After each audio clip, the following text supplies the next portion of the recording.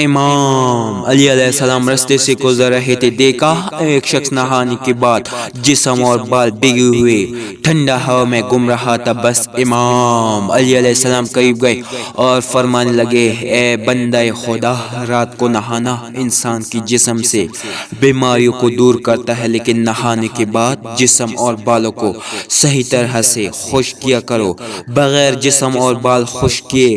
ٹھنڈا ہوا میں بیٹھا نہ کیا کرو، کیونکہ اس سے انسان کا جسم گرم اور سرد کے بیچ بیمار پڑ جاتا ہے۔ یاد رکھنا، انسان کا پانی سے غسل کرنا، اپنے آپ کو صاف کرنا اور پھر پانی کو اپنے بال اور جسم سے خشک کرنا ایسے ہے جیسے کوئی انسان اپنے سارے گناہ اپنے جسم سے صاف کر لے۔ اے شخص، جو انسان نہانے کے بعد اپنے جسم کو خشک کرتا ہے اور پھر اللہ کا نام لے کے زندگی بسر کرتا ہے، تو اس کا مثال ایسے ہے جیسے وہ ساری گناہوں کو اپنے وجود سے مٹا کر پھر سے ایک نئی شروعات کر رہا ہو۔